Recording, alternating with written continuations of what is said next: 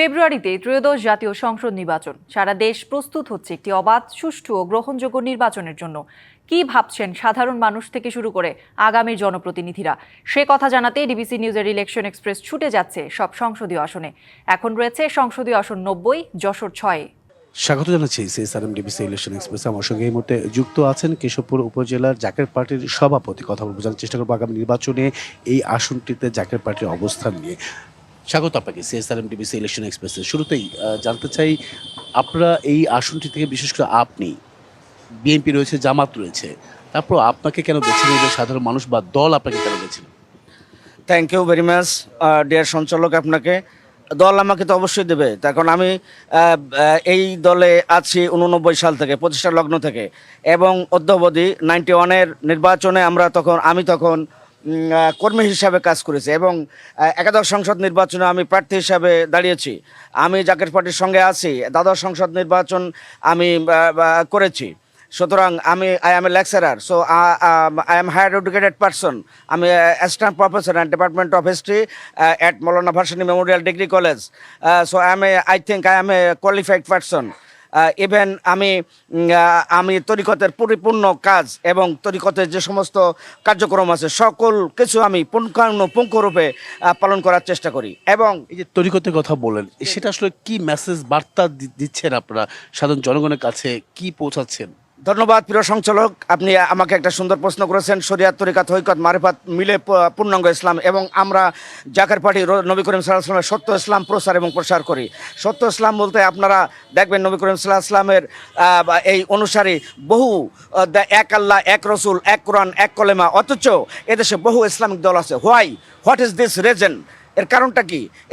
এর বহুবিধ কারণ হচ্ছে। কারণ নবী করিম সাল্লাল্লাহু আলাইহি ওয়াসাল্লাম সত্য ইসলামের পরে প্রতিষ্ঠিত একটা দল, যেটা আল্লাহ কোরআনে বলছেন উলাইকা আলা হিজবুল্লাহ, তারাই হিজবুল্লাহর দল, তারাই একমাত্র আল্লাহর দল, আমরা সেই আল্লাহর দল। তা নবী করিম সাল্লাল্লাহু আলাইহি ওয়াসাল্লাম বলে গেছেন, এদেশে এই পৃথিবীতে বনী ইসরাঈল বংশের কওমরা 72 কাতার ভাগ হয়েছে। আপনাদের গোলাপের গ্রানটা কি প্রতিটা ঘরে ঘরে পৌঁছে দেবেন কি?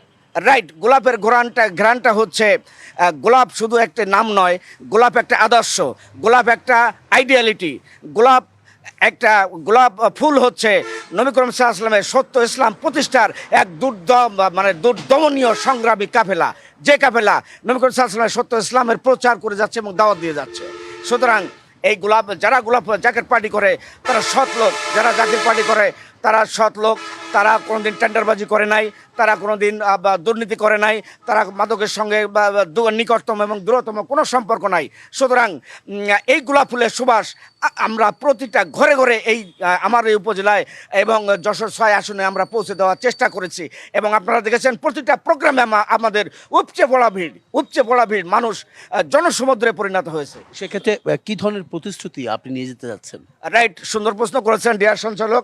কারণ আমরা প্রতিশ্রুতি দিচ্ছি, আমরা ন্যায় এবং সত্য প্রতিষ্ঠার প্রতিশ্রুতি আমরা দিয়ে যাচ্ছি। কারণ আপনারা জানেন আমাদের মহামান্য চেয়ারম্যান মহোদয় খোলা চিঠি নামে একটা চিঠি দিয়েছেন, এতে আমাদের কিছু প্রতিশ্রুতি আছে। আমি তার আলোকে কিছু আপনাদেরকে দিচ্ছি, দুইটা বলছি। কারণ হচ্ছে আমরা এই দেশে, আমি যেহেতু একজন শিক্ষক, আমি একজন অ্যাসিস্ট্যান্ট প্রফেসর কলেজের ডিগ্রি কলেজ, সো আমি জানি এদেশের শিক্ষা ব্যবস্থার ত্রুটি বিচ্যুতিগুলো আমি জানি।